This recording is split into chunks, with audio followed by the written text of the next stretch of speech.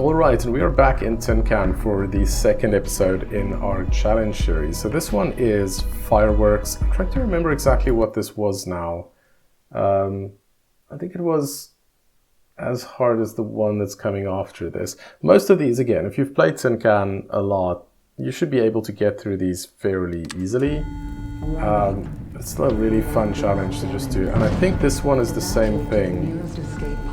Yeah, so there's nothing in here. I can use this 50 seconds to start preparing. Let me just see, is there anything that I can do? We'll do the basics. We'll just swap out these bottles because we're going to need to do that anyway. So, do that. And is this already switched on? It's not. Okay, so we need to switch that to on. And I think anything else, this is not on. We need that to be on. Basically, I want everything switched on. Okay, let's go. Alrighty, so the thing with this challenge is that there are no processors in the pod. And what that means is, actually, I just switched on the main computer. No idea why, because without processors I'm not going to be able to use it. I can't use the gravity generator, but crucially, I can't regulate the temperature of this, which is already switched on, it seems, which is good. But that's just going to keep on getting hotter and hotter. And we're just going to have to alternate. Now, I can't remember if it throws any events your way. How much time do we need here? Okay, this is on. The monitor is not displaying. Okay, there we go. So 5 minutes, not too bad.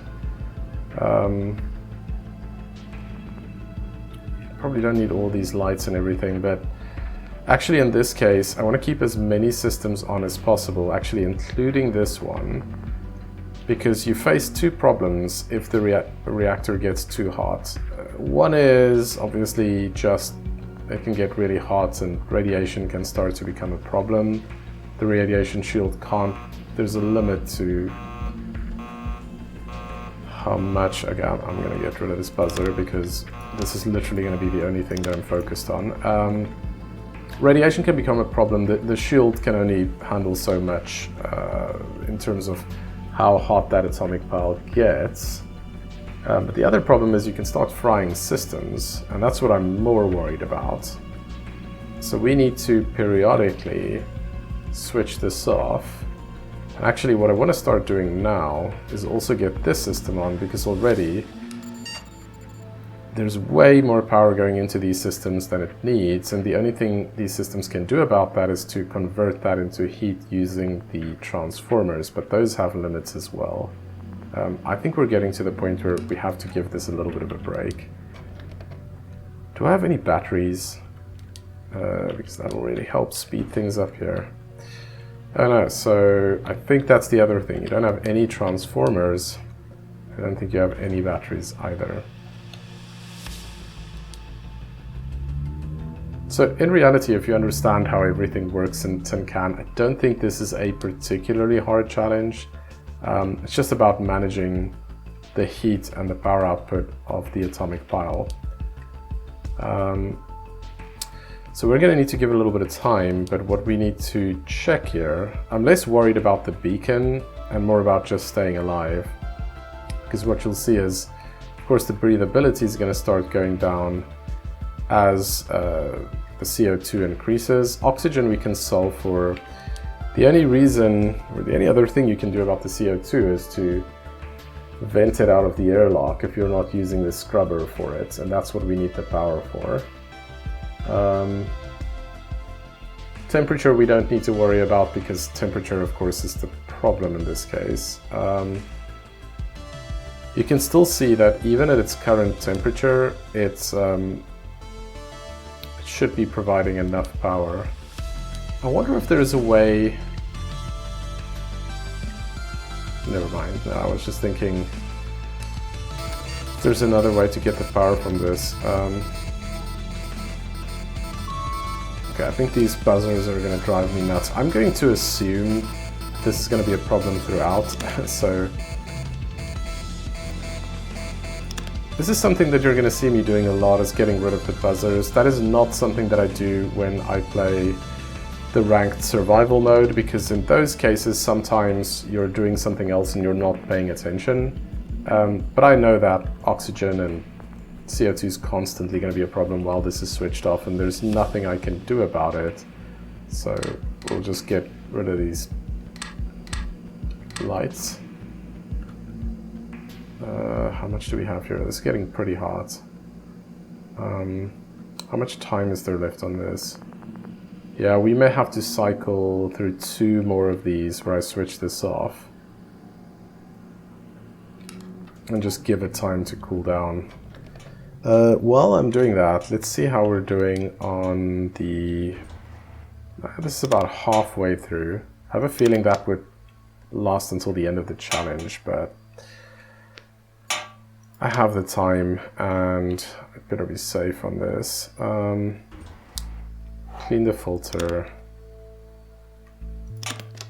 Did I switch on the pressure management system? This is something that I hardly ever use, because really, I think there's only one specific event where you really need this. But in this case, it's good because it can soak up some of that extra power that's being sent through the generator that I don't want to overload any critical systems.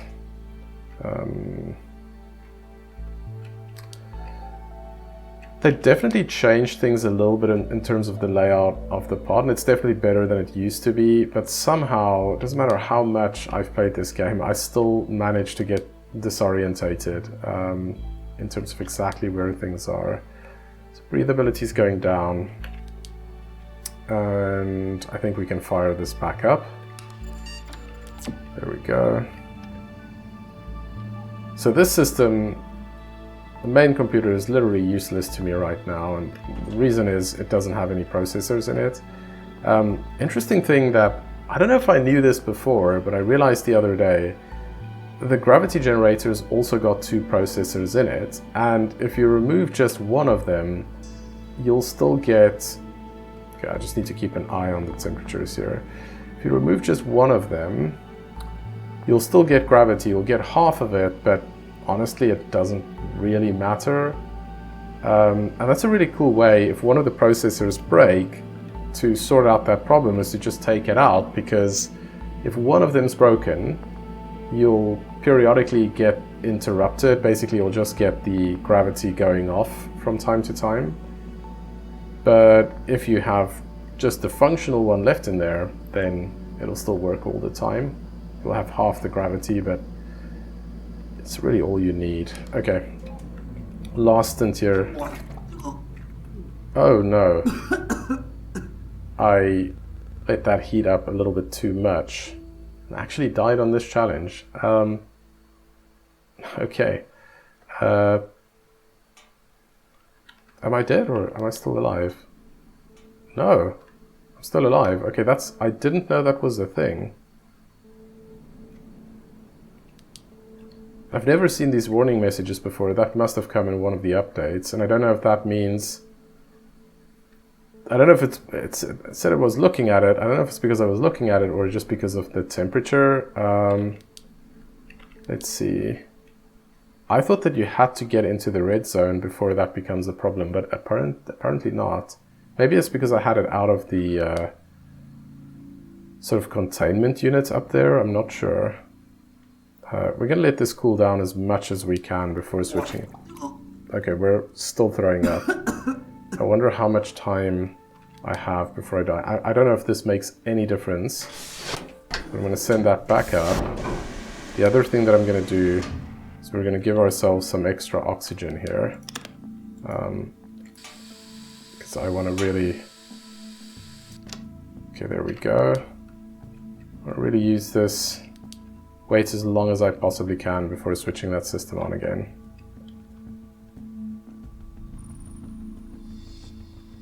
Problem is CO2. There's not much I can do about that. Like I said, you can open the door, and we keep throwing up.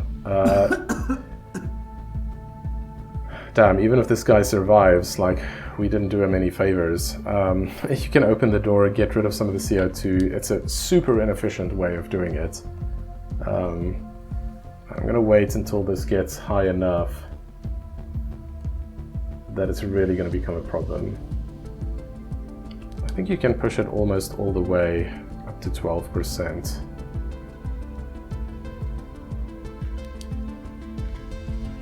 I guess the other thing that I need to think about here is I have limited time.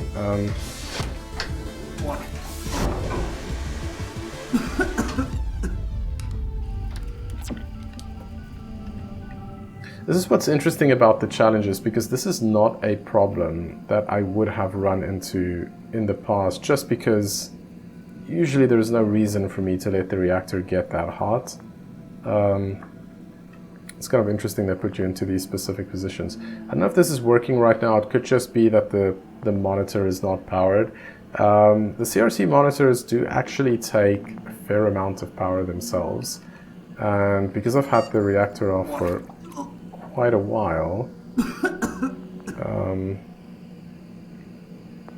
it needed some time to catch up. Jerry, can you hear me? There we go, perfect. It's me. I'm aboard the rescue ship.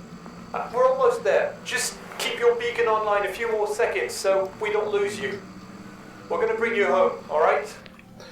Well, hopefully they have something to help us deal with radiation. But we did technically complete this challenge, even though it wasn't the ideal way to do it. So there we go, that's the second challenge done. Should be back soon with the third one as well, and if everybody's interested, would definitely be keen to do more of these and just run my way through all of these challenges. If you like this, as always, please do like and subscribe, and I'll see you for the next video.